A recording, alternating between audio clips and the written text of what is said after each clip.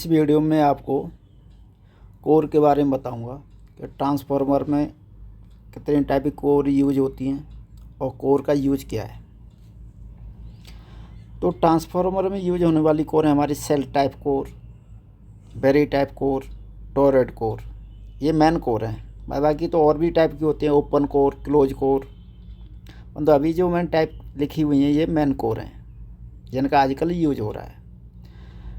तो सबसे पहले हम ये जानते हैं कि ट्रांसफार्मर कोर का यूज क्या है, कोर का यूज क्यों करते हैं ट्रांसफार्मर में। वैसे तो मैं पिछली कुछ वीडियो में बता भी चुका हूँ कोर क्यों यूज करते हैं, फिर भी यहाँ पर जान लेते हैं। तो ट्रांसफार्मर में कोर का यूज क्यों करते हैं? फ्लक्स की लीकेज को रोकने के लिए ट्रांसफार्मर में कोर का यूज करते हैं, किया जाता है।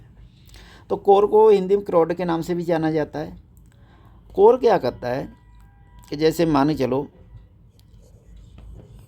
हमारी ये यहाँ पर कपलिंग कराई जा रही है, तो ये कपलिंग की जा रही है फ्लक्स के द्वारा कराई जा रही है कि पहली कॉइल का फ्लक्स दूसरी कॉइल से पूरा गुजर जाए, इसलिए हम ये कोर का यूज करते हैं। जैसे कपलिंग गुणांक पूरा 100% मिले, प्रैक्टिकली तो नहीं मिलता, कुछ कम मिलता है, फिर मैक्सिमम मिल सके, इसलिए हम कोर का यूज करते हैं। तो मेन कोर हैं उनके बारे में हम जान लेते हैं।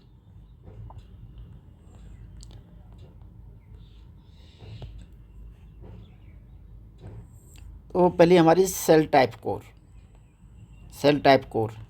तो सेल टाइप कोर है वो EI के नाम से भी जानी जाती है। उसकी जो कोर होती है E और I आकार में होती हैं।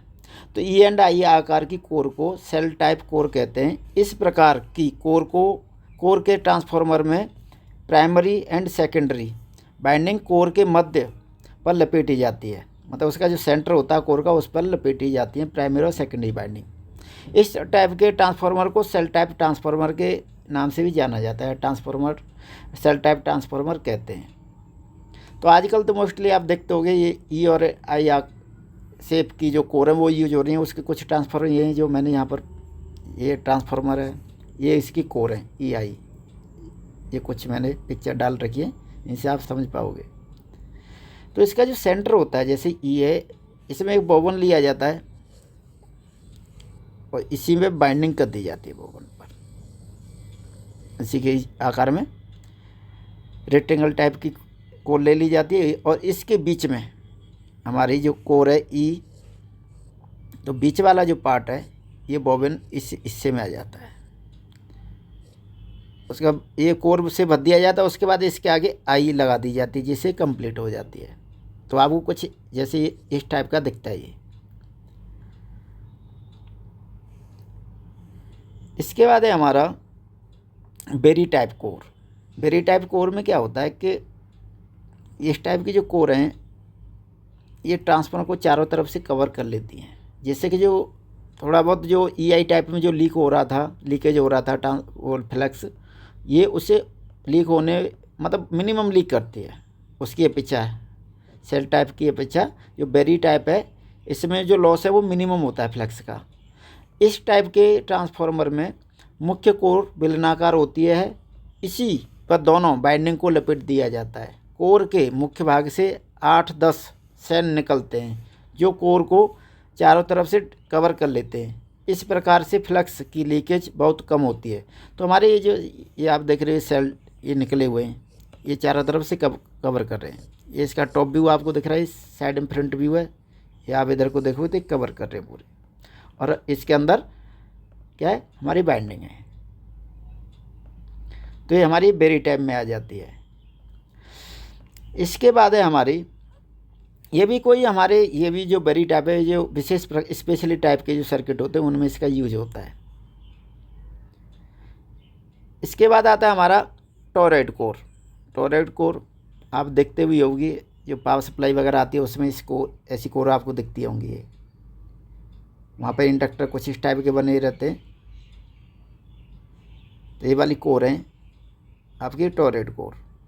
और इस कोर वाले ट्रांसफार्मर को टोरॉइडल कोर ट्रांसफार्मर बोलते हैं। तो आजकल ये इसकी एफिशिएंसी बहुत ज़्यादा होती है, सबसे ज़्यादा होती है। तो इस टाइप के ट्रांसफार्मर यूज हो रहे हैं। इनका आकार भी छोटा हो जाता है दूसरे ट्रांसफार्मर की अपेक्षा। इस टोरॉइड टाइप के जो ट्रांसफार्मर होते हैं इनका आकार छोटा हो जाता है। क्योंकि इसकी कोर इस शेप से बनाई गई है कि इसमें हमारे को इंडक्टेंस ज़्यादा मिल जाता है छोटे आकार में। तो आजकल इसका यूज बहुत हो रहा है। तो पढ़ते हैं टॉरॉयड टाइप कोर। इस प्रकार की कोर सर्कल टाइप की होती है, मतलब गोलाई में सर्कल टाइप ऐसे होती है। इसी कोर पर प्राइमरी और सेकेंडरी बाइंडिंग को लपेट दिया जाता है। इस प्रकार की कोर का प्रयोग करने पर फ्लक्स लीकेज बहुत कम होती है। इस टाइप के ट्रांसफार्मर की इफिशियंसी सबसे अधिक होती है। तो इस ट्रांसफार्मर का सबसे कम लॉस है। तो मुख्य रूप से जो आज की डेट में यूज हो रहे हैं लेटेस्ट में, हमारे ये 3 टाइप के ट्रांसफार्मर यूज हो रहे हैं। इससे पहले कुछ और भी यूज होते थे हमारे, ओपन कोर, जैसे यहाँ पर ये ओपन कोर का मैंने एक लिया, तो ये क्लोज कोर है, ओपन होती थी। इससे पहले भी ये हमारी क्लोज है, क्लोज टाइप है। इसमें क्या होता है, जो जैसे चित्र में बना हुआ है, एक बाइंडिंग को यहाँ पर लपेट दिया और दूसरी बाइंडिंग को यहाँ पर लपेट दिया।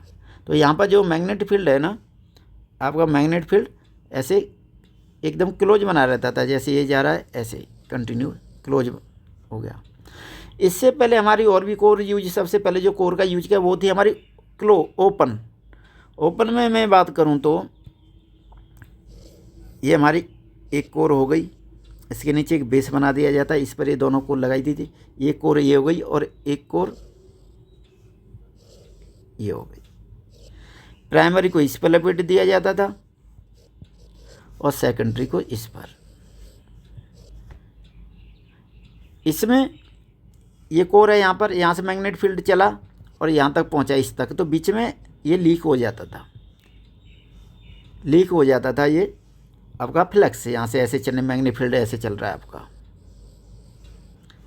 क्योंकि बीच में तो उसे कोई भी कोर नहीं मिली, इसलिए लीक होने के चांस थे। इसलिए हम इसके बाद लेके आए क्लोज वाला, जो अभी मैं बता रहा यहाँ पर क्या ना कंटिन्यू चलता रहता है, उसे कोर कंटिन्यू मिलती है, इसलिए लीकेज कम होती है ओपन वाले की अपेक्षा। तो क्लोज वाले के बाद आया हमारा सेल टाइप के बाद आया बेरी टाइप के बाद बेरी टाइप का ही सुधरा हुआ रूप है हमारा एक तरीके से टॉरॉयड कोर, जिनका आज की डेट में यूज हो रहा है। तो इस वीडियो में इतना ही है। और कुछ ट्रांसफर कोर के बारे में जानना तो आप कमेंट कर सकते हो। इस अगली वाली वीडियो में आपको ट्रांसफार्मर के step up, step down, main transformer, auto transformer, इनके बारे में बताऊंगा। इस वीडियो में बस इतना ही है।